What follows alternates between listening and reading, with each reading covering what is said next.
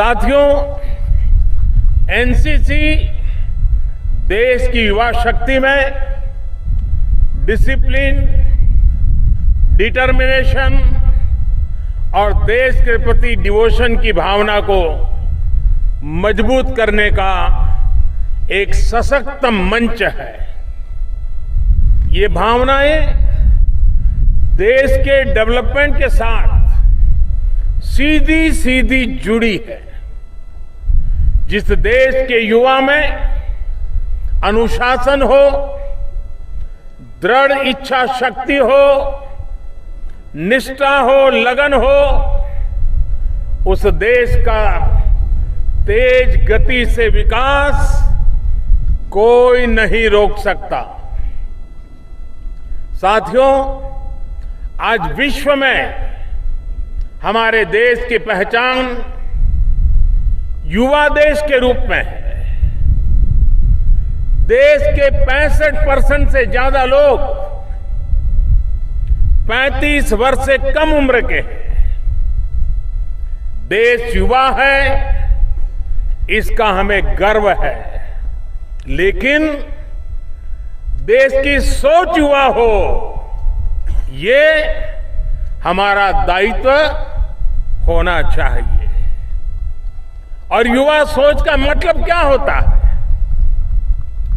जो थके हारे लोग होते हैं, वे न सोचने का सामर्थ्य रखते हैं और न ही देश के लिए कुछ करने का जज्बा रखते हैं। वो किस तरह की बातें करते हैं, आपने भी जरूर ध्यान दिया होगा। उनके मुंह से क्या निकलता है? चलो भाई, जैसा है एडजस्ट कर लो, चलो अभी किस तरह समय निकाल लो, चलो चलो यार आगे देखा जाएगा। अरे इतनी जल्दी क्या है, टाल दो ना, कल देखेंगे। साथियों, जो लोग इस प्रवृत्ति के होते हैं, उनके लिए कल कभी नहीं आता। आपको ज्यादातर जगह ऐसी सोच वाले लोग जरूर मिलेंगे। इस स्थिति को मेरे आज का युवा भारत, मेरे भारत का युवा इस स्थिति को स्वीकारने के लिए तैयार नहीं है। वो छटपटा रहा है कि स्वतंत्रता के इतने साल हो गए, चीजें कब तक ऐसे ही चलती रहेगी? कब तक हम पुरानी कमजोरियों को पकड़ करके बैठे रहेंगे? वो इन समस्याओं का शिकार होने के लिए तैयार नहीं है। वो देश बदलना चाहता है, स्थितियां बदलना चाहता है, और इसलिए उसने तय किया है कि बस अब टाला नहीं जाएगा, अब टकराया जाएगा, निपटा जाएगा।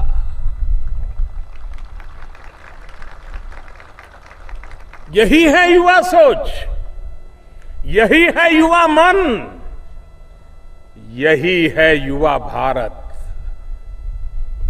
अतीत की चुनौतियां वर्तमान की जरूरतों और भविष्य की आकांक्षाओं को ध्यान में रखते हुए हमें एक साथ काम करना होगा। साथियों, आप एनसीसी से जुड़ने के बाद इतनी मेहनत करते हैं, जब बुलाया तब पहुंच जाते हैं। पढ़ाई के साथ साथ घंटों तक ड्रिल, प्रैक्टिस सब एक साथ चलता रहता है। आपके भीतर ये जज्बा है कि पढ़ेंगे भी और देश के लिए कुछ करेंगे भी।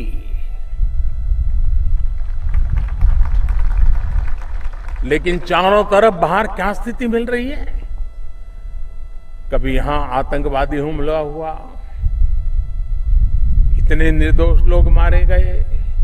कभी वहां नक्सली माओवादियों ने बारूदी सुरंग उड़ा दी, इतने जवान मारे गए। कभी अलगाववादियों ने यह भाषण दे दिया, कभी भारत के खिलाफ जहर उगला, कभी तिरंगे का अपमान किया। आए दिन लाखों करोड़ों के घोटालों की खबरें। इस स्थिति को स्वीकार करने के लिए हम तैयार नहीं है। युवा भारत तैयार नहीं है, न्यू इंडिया तैयार नहीं है। साथियों, कभी कभी कोई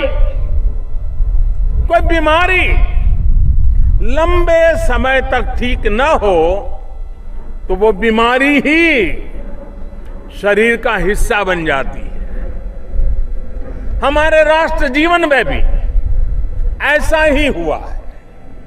ऐसी अनेक बीमारियों ने देश को इतना कमजोर कर दिया कि उसकी अधिकतर ऊर्जा इनसे लड़ने निपटने में ही लग जाती है।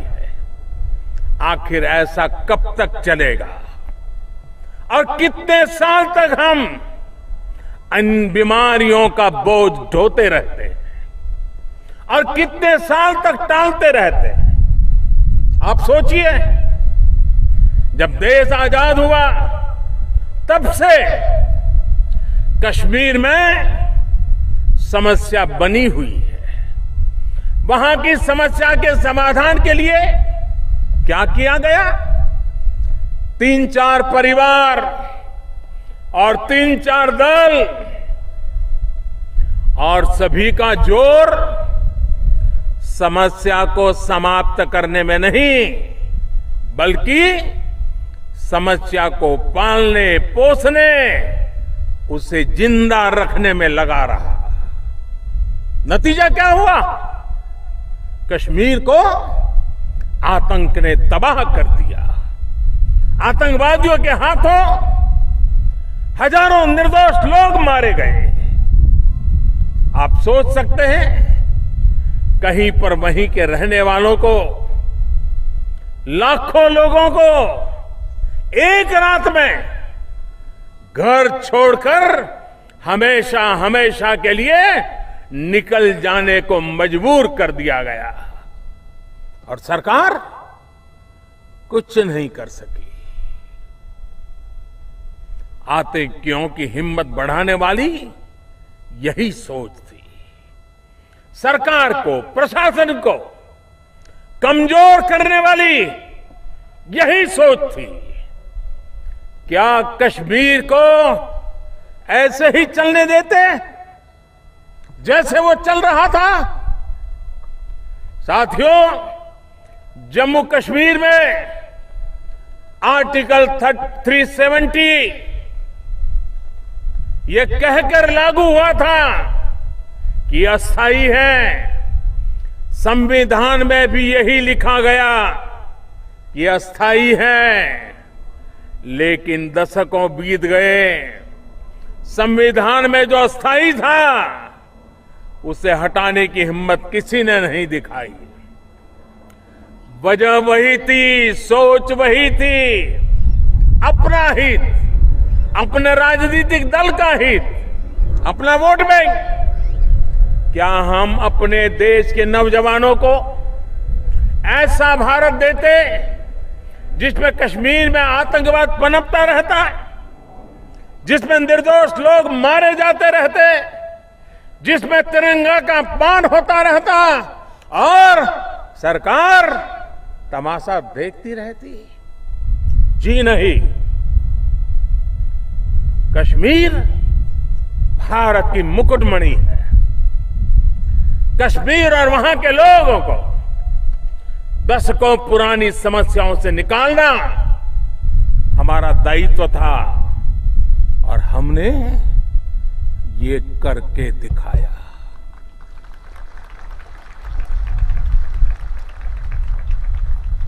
70 साल बाद वहां से आर्टिकल 370 को हटाया जा चुका है। साथियों, हम जानते हैं कि हमारा पड़ोसी देश हमसे 3 युद्ध हार चुका है। हमारी सेनाओं को उसे धूल चटाने में हफ्ते 10 दिन से ज्यादा का समय नहीं लगता। ऐसे में वो दशकों से भारत के खिलाफ छद्म युद्ध, प्रॉक्सी वॉर लड़ रहा है। इसी प्रॉक्सी वॉर में भारत के हजारों नागरिक मारे गए, हजारों जवान शहीद हो गए, लेकिन इसके पहले इसे लेकर के क्या सोचते? वो लोग सोचते थे कि आतंकवाद, ये आतंकी हमले, ये बम धमाके, ये तो लॉ एंड ऑर्डर प्रॉब्लम है। इसी सोच की वजह से बम धमाके होते गए, आतंकी हमलों में लोग मरते गए, भारत मां लहूलुहान होती गई। बातें बहुत हुई, भाषण बहुत हुए, लेकिन जब हमारी सेनाएं एक्शन के लिए कहती तो उन्हें मना कर दिया जाता, टाल दिया जाता। आज युवा सोच है, युवा मन के साथ देश आगे बढ़ रहा है और इसलिए वो सर्जिकल स्ट्राइक करता है, एयर स्ट्राइक करता है और आतंक के सरपरस्तों को उनके घर में जाकर सबक सिखाता है। इसका परिणाम क्या हुआ है वो आप भी देख रहे हैं। आज सिर्फ जम्मू कश्मीर में ही नहीं बल्कि देश के अन्य हिस्सों में भी शांति कायम होती चली जा रही है। अलगाववाद, आतंकवाद को सीमित करने की दिशा में हम तेजी से आगे बढ़ रहे हैं और उखाड़ फेंकने का दिन भी दूर नहीं होगा। साथियों, पहले नॉर्थ ईस्ट के साथ जिस तरह की नीति अपनाई गई, जिस तरह का व्यवहार किया गया, उसे भी आप भली भांति जानते हैं। दशकों तक वहां के लोगों की अपेक्षाओं और आकांक्षाओं को नजरअंदाज किया गया। वहां के लोगों को ही नहीं, वहां की समस्याओं को, वहां की चुनौतियों को अपने ही हाल पर छोड़ दिया गया था। 5-5, 6-6 दशक वहां के अनेक क्षेत्र उग्रवाद से परेशान थे। अपनी अपनी मांगों की वजह से नॉर्थ ईस्ट में कई उग्रवादी संगठन पैदा हो गए थे। इन संगठनों का लोकतंत्र में विश्वास नहीं था। वो ये सोचते थे कि हिंसा से ही रास्ता निकलेगा। इस हिंसा में हजारों निर्दोष लोग, हजारों सुरक्षा कर्मियों को शहादत मोलनी पड़ी। क्या नॉर्थ ईस्ट को हम अपने हाल पर ही छोड़ देते? क्या अपने उन भाई बहनों की परेशानियों से, उनकी दिक्कतों से ऐसे ही मुंह फेर करके बैठ जाते? मेरे नौजवान साथियों, ये हमारे संस्कार नहीं है, ये हमारी कार्य संस्कृति नहीं है। नॉर्थ ईस्ट को लेकर आज आपने शायद सोशल मीडिया में अपने मोबाइल फोन पर देखा होगा, शायद अखबार देखने का मौका मिला होगा, टीवी देखने का मौका मिला होगा, मीडिया में भी देखा होगा। बोडो समस्या को लेकर एक बहुत बड़ा और ऐतिहासिक समझौता हुआ है। पिछले 5-6 दशकों में देश के ऐसे क्षेत्र और विशेषकर असम जिस स्थिति से गुजरा है, उसे बदलने के लिए कोई ठोस पहल कभी नहीं की गई। क्या हम इस स्थिति को ऐसे चलने देते? जी नहीं, कतई नहीं। हमने एक तरफ नॉर्थ ईस्ट के विकास के लिए अभूतपूर्व योजनाओं की शुरुआत की और दूसरी तरफ बहुत ही खुले मन और खुले दिल के साथ सभी स्टेक होल्डर्स के साथ बातचीत शुरू की। बोडो समझौता आज इसी का परिणाम है। कुछ दिन पहले मिजोरम और त्रिपुरा के बीच ब्रू जनजाति को लेकर हुआ समझौता इसी का नतीजा है। इस समझौते के बाद ब्रू जनजातियों से जुड़ी 23 साल पुरानी समस्या का समाधान हुआ है। अब उन्हें अपने जीवन के सबसे बड़ी चिंता से मुक्ति मिली है। बरसों से ये लोग विस्थापित का जीवन जी रहे थे, न रहने का ठिकाना, न बच्चों का कोई भविष्य। हमने सबको साथ लिया और एक समाधान खोजा।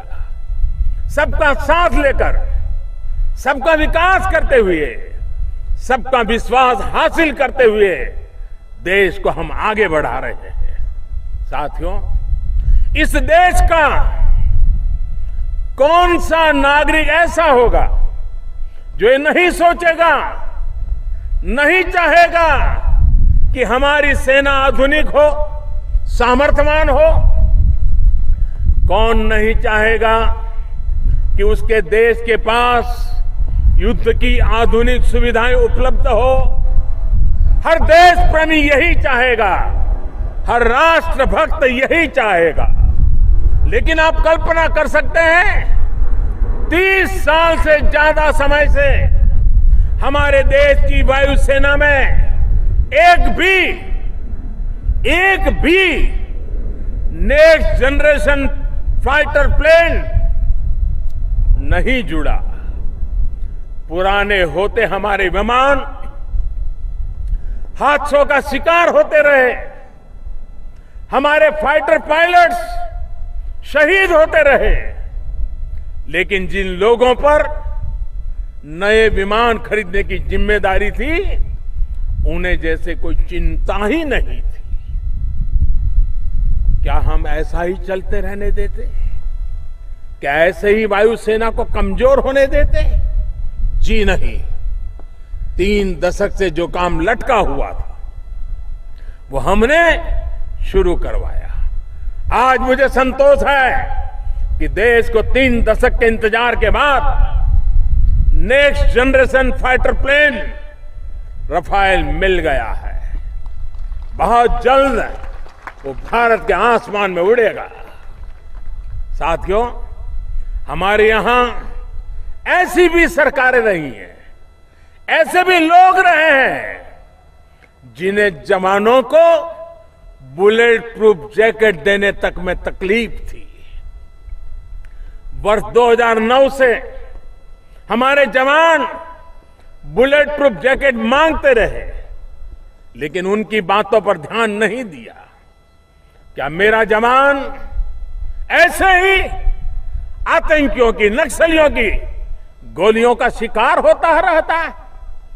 उसने देश के लिए मरने की कसम खाई है, लेकिन उसकी जान हमारे जैसों से कई ज्यादा कीमती है।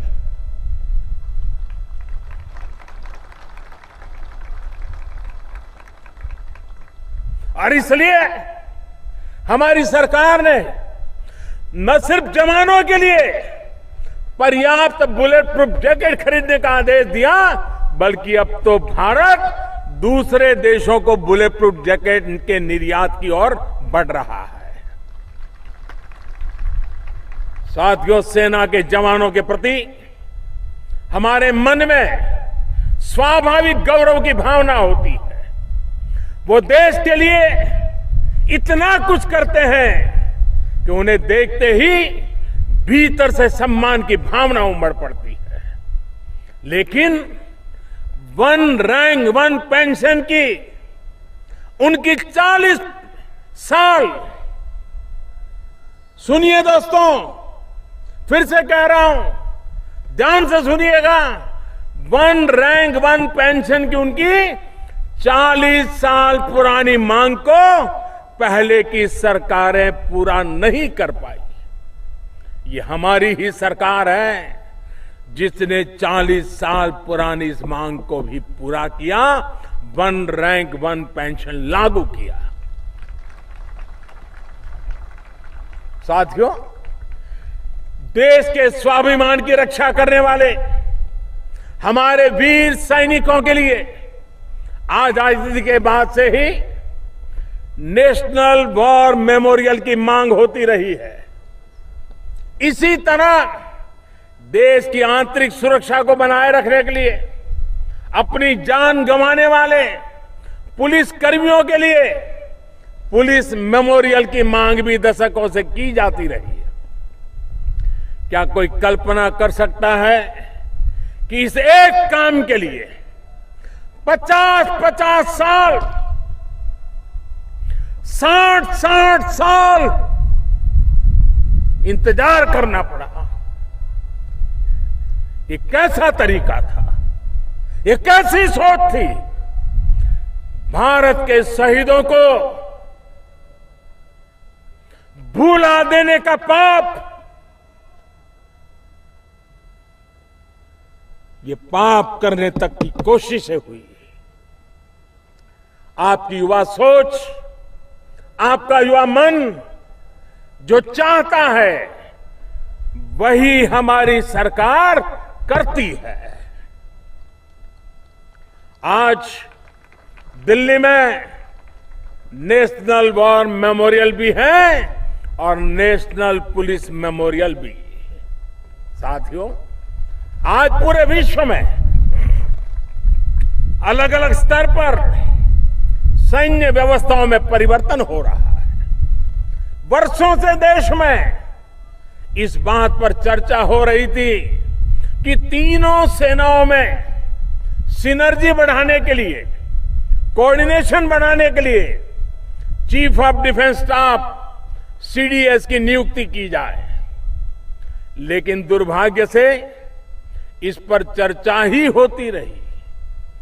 फाइल एक टेबल से दूसरे टेबल तक घूमती रही, किसी ने निर्णय नहीं लिया।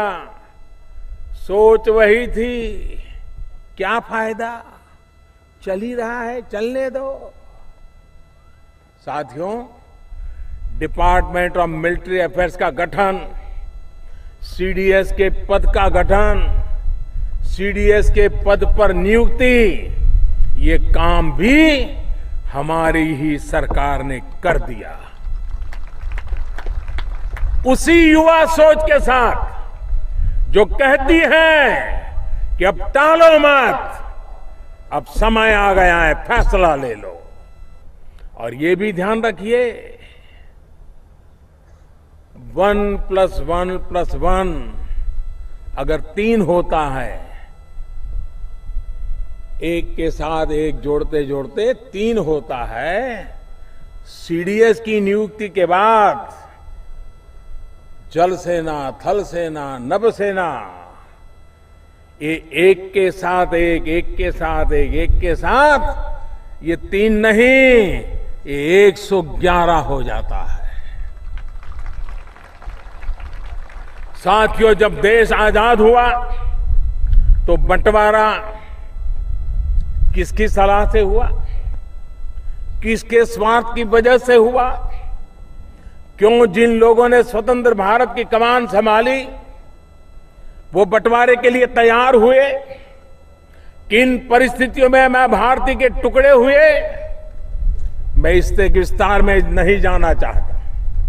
स्वतंत्रता के बाद से ही स्वतंत्र भारत ने पाकिस्तान में, बांग्लादेश में, अफगानिस्तान में रह गए हिंदुओं, सिखों और अन्य अल्पसंख्यकों से यह वादा किया था, अगर उन्हें जरूरत होगी तो वो भारत आ सकते हैं, भारत उनके साथ खड़ा रहेगा। यही इच्छा गांधी जी की भी थी। यही 1950 में नेहरू लियाकत जो करार हुए, उस समझौते की भी भावना थी। इन देशों में जिन लोगों पर उनकी आस्था की वजह से अत्याचार हुआ, भारत का दायित्व था उनको शरण दें। लेकिन इस विषय से और ऐसे हजारों लोगों से मुंह फेर लिया गया। ऐसे लोगों के साथ हुए ऐतिहासिक अन्याय को रोकने के लिए, भारत के पुराने वायदे को पूरा करने के लिए आज जब हमारी सरकार सिटीजनशिप अमेंडमेंट एक्ट लेकर के आई है, ऐसे लोगों को भारत की नागरिकता दे रही है, तो कुछ राजनीतिक दल अपने वोट बैंक पर कब्जा करने की स्पर्धा में लगे हैं। आखिर किसके हितों के लिए काम कर रहे हैं ये लोग? क्यों इन लोगों को पाकिस्तान में अल्पसंख्यकों पर हो रहे अत्याचार दिखाई नहीं देते?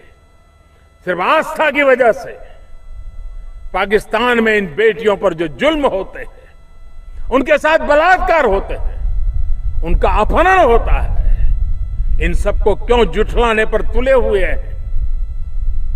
जवाब दे ये लोग। साथियों, इनमें से कुछ लोग दलितों की आवाज बनने का ढोंग कर रहे हैं। ये वही लोग हैं जिन लोगों को पाकिस्तान में दलितों पर अत्याचार दिखाई नहीं देता। ये लोग भूल जाते हैं कि पाकिस्तान से जो लोग धार्मिक प्रताड़ना की वजह से भागकर भारत आए हैं, उनमें से ज्यादातर हमारे दलित भाई बहन हैं। साथियों, कुछ समय पहले पाकिस्तान में वहां की सेना ने, अधिकृत रूप से वहां की सेना ने एक विज्ञापन छपवाया था। सेना ने विज्ञापन क्या दिया था कि सेना में सफाई कर्मचारियों की भर्ती के लिए वो विज्ञापन था। उन विज्ञापन के पढ़ने से चौंक जाएंगे। उन विज्ञापनों में क्या लिखा था? उनमें लिखा था सफाई कर्मचारी के लिए वही अप्लाई कर सकते हैं जो मुस्लिम नहीं है। यानी ये विज्ञापन किसके लिए था? हमारे इन्हीं दलित भाई बहनों के लिए। इसी काम के लिए हिंदुस्तान के लोगों का उपयोग होना, और हम चुप बैठे रहे। पाकिस्तान में ये स्थिति वहां की है। साथियों, बंटवारे के समय बहुत से लोग भारत छोड़कर चले गए, लेकिन यहां से जाने के बाद ये लोग यहां की संपत्तियों पर अपना हक जताते थे। हमारे शहरों के बीचों बीच खड़ी लाखों करोड़ की इन संपत्तियों पर भारत का हक होते हुए भी ये देश के काम नहीं आ रही थी। दशकों तक एनिमी प्रॉपर्टी बिल को लटका कर रखा गया। जब हम इसे लागू करवाने के लिए संसद में लेकर आए तो कानून को पास कराने में नाको चने चबाने पड़ गए। मैं फिर पूछूंगा, किसके हित के लिए ऐसा किया गया?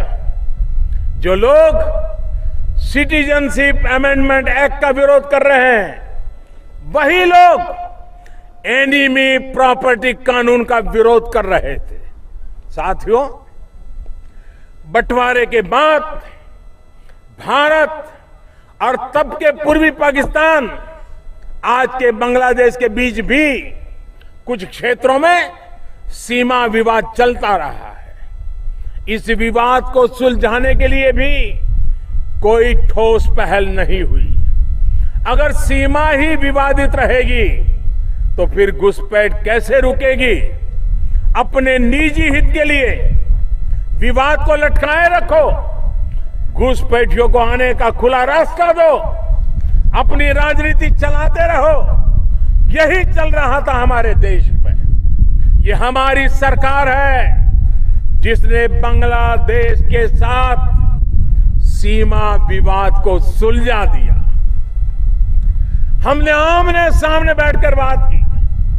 एक दूसरे को सुना, एक दूसरे को समझा और एक ऐसा समाधान निकाला जिसमें दोनों देश सहमत हो।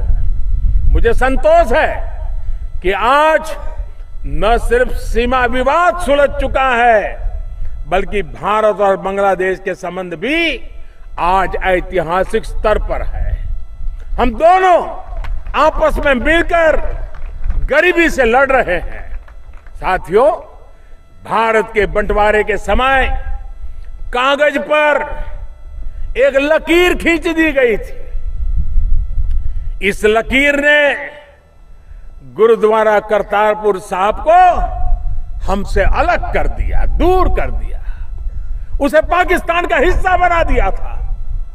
करतारपुर गुरु नानक देव की भूमि है। करोड़ों देशवासियों की आस्था उस पवित्र स्थान से जुड़ी है। उसे क्यों छोड़ दिया गया? और मैं कहना चाहूंगा, जब पाकिस्तान के 90,000 सैनिकों को हमारी सेना ने बंदी बनाया गया था, हमारी सेना के कब्जे में थे, देश कुछ भी टर्म्स तय कर सकता था, जो चाहे वो निकलवा सकता था। जब 90,000 पाकिस्तान के सैनिक हमारे कब्जे में थे, तो करतारपुर साहब हम वापस ले सकते थे, लकीर बदल सकते थे, लेकिन ये भी नहीं किया गया। दशकों से सिख श्रद्धालु इंतजार में थे कि उन्हें आसानी से करतारपुर पहुंचने का अवसर मिले, वो गुरु भूमि के दर्शन कर पाए। करतारपुर कॉरिडोर बनाकर ये काम भी 70 साल के बाद हमारी सरकार ने ही करके दिखाया है। साथियों, श्री राम जन्मभूमि सदियों से मामला लटका पड़ा था। अदालत में केस दशकों से चलते रहते थे। राजनीतिक स्वार्थ के लिए अहम विषयों को लटकाओ, देश के लोगों को भटकाओ, यही चलता रहा। क्या क्या तरीके अपनाए गए, ये देश ने भली भांति देखा है। आज इतने महत्वपूर्ण और संवेदनशील केस का भी फैसला हो चुका है। साथियों, दशकों पुरानी समस्याओं को सुलझा रही हमारी सरकार के फैसले पर जो लोग सांप्रदायिकता का रंग चढ़ा रहे हैं, उनका असली चेहरा भी देश देख चुका है और बड़ी बारीकी से देख भी रहा है। मैं फिर कहूंगा, देश देख रहा है और देश समझ भी रहा है। ये सही है कि देश चुप जरूर है, लेकिन बात को पूरी तरह समझ रहा है। वोट बैंक के लिए कैसे दशकों तक कैसे मनगढ़ंत झूठ फैलाए गए, इसे भी देश जान गया है। साथियों, वोट बैंक की पॉलिटिक्स करके समस्याओं को दशकों तक सुलझने नहीं दिया। तुष्टीकरण की इसी राजनीति की वजह से मुस्लिम बहन बेटियों को दशकों तक ट्रिपल तलाक के भय से मुक्ति नहीं मिल पाई, जबकि दुनिया के अनेक मुस्लिम देश अपने यहां ट्रिपल तलाक बैन कर चुके थे, लेकिन भारत में ऐसा करने नहीं दिया गया। सोच वही थी, न बदलेंगे न बदलने देंगे, इसलिए देश ने इन लोगों को ही बदल दिया। ये हमारी सरकार है जिसने ट्रिपल तलाक के खिलाफ कानून बनाया है, मुस्लिम महिलाओं को नए अधिकार दिए हैं, सम्मान दिया है। साथियों, जिस दिल्ली में यह आयोजन हो रहा है, उसी दिल्ली में देश की राजधानी में आजादी के बाद लाखों विस्थापितों को बसाया गया। समय के साथ और भी लाखों लोग दिल्ली आए और बसे। दिल्ली में ऐसी 1700 से ज्यादा कॉलोनियों में रहने वाले लोगों को दशकों तक उनके घर का मालिकाना हक नहीं मिला था। कहने को तो घर अपना था, लेकिन कानून की नजर में वो नहीं था। ऐसे 40 लाख से ज्यादा लोगों की मांग थी कि उन्हें अपने घर का मालिकाना हक तो दिया जाए, लेकिन दशकों तक उनकी इस मांग पर ध्यान नहीं दिया गया। जब हमारी सरकार ने कोशिश की तो उसमें भी रोड़े अटकाने के काम किया गया। ये युवा भारत की सोच है, न्यू इंडिया की सोच है, जिसने दिल्ली के 40 लाख लोगों के जीवन से उनकी सबसे बड़ी चिंता को दूर कर दिया है। हमारी सरकार के फैसले का लाभ हिंदुओं को भी होगा, मुसलमानों को भी होगा, सिखों को भी होगा, ईसाइयों का होगा। न कोई धर्म का भेदभाव होगा, न कोई जाति का भेदभाव होगा। जिसका हक होगा उसे सब कुछ मिलेगा।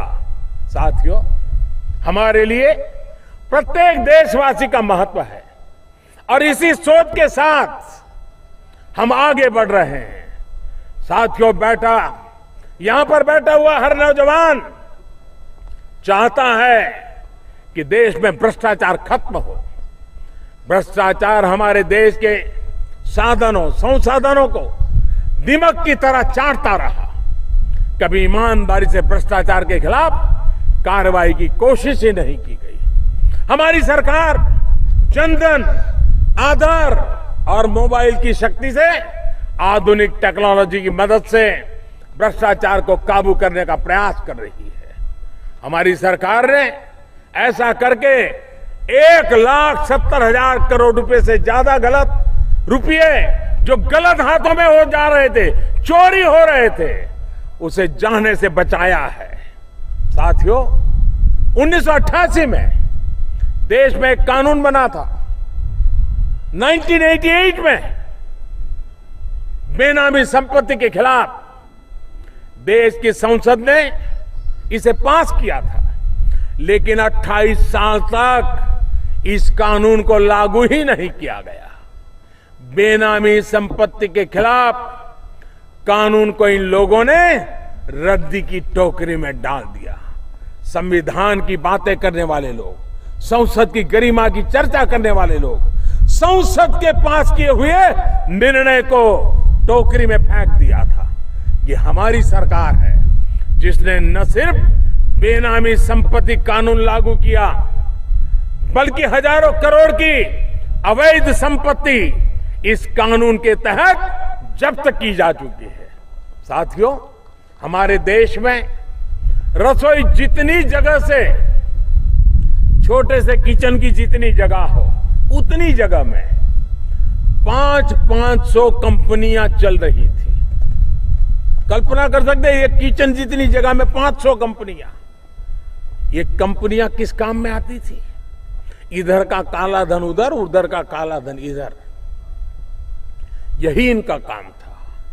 आज मेरे नौजवान साथियों, आपको सुनकर के खुशी होगी, आज ऐसी 3.5 लाख से ज्यादा संदिग्ध शैल कंपनियों को ताले लगा दिए गए, बंद कर दिया गया है। जीएसटी हो, गरीबों को आरक्षण का फैसला हो, रेप के जघन्य अपराधों में फांसी का कानून लागू करना हो, हमारी सरकार युवा सोच के साथ लोगों की बरसों पुरानी मांगों को पूरा करने का काम कर रही है।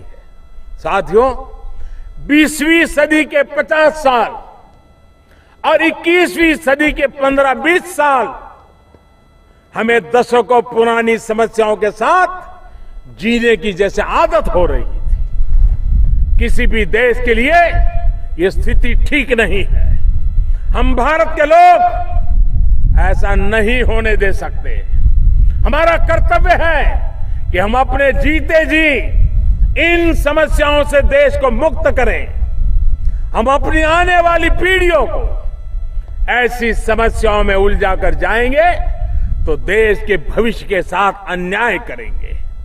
हम ऐसा नहीं होने दे सकते और इसलिए मैं आने वाली पीढ़ियों के लिए, देश के युवाओं के भले के लिए सारे राजनीतिक प्रपंचों का पूरी हिम्मत के साथ सामना कर रहा हूं। मैं इन लोगों की सारी साजिशों को नाकामयाब कर रहा हूं ताकि देश कामयाब हो सके।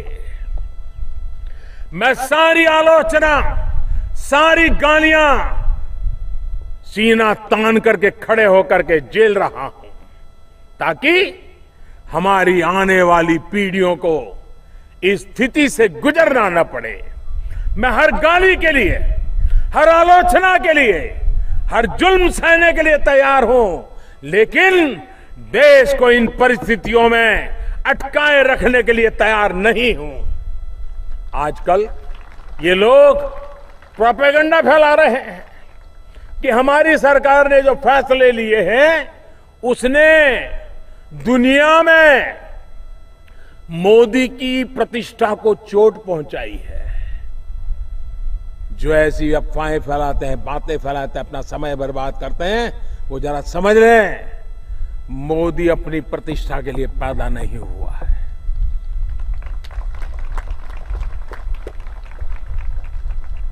मोदी के लिए देश की प्रतिष्ठा ही सब कुछ है और ये लोग बदलते हुए भारत को समझ ही नहीं पाए हैं। साथियों, अनेकों समस्याओं की बेड़ियों में जकड़ा हुआ देश आगे कैसे बढ़ेगा?